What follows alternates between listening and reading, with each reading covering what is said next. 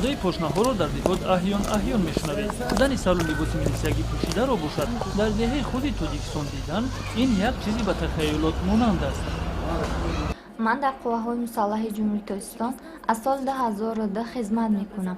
вақте ки соли 2004 ин шуъба таъсис ёфт, манро барои кор ба ин ҷо даъват карданд.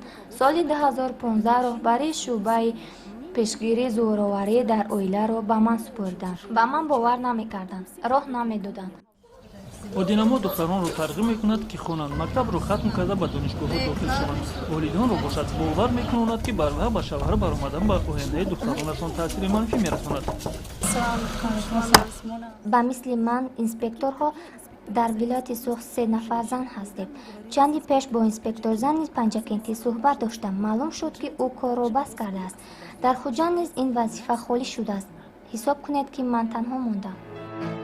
агар шумо таърихи аҷиби худро дошта бошед ё ин ки шумо ба қаҳрамонҳои ин барнома кӯмак расонида мехоҳед, пас ба суроғаи электронии мо allow@allow.kz нависед. ҳатман ишораи барои барномаи қаҳрамони моро гузоред.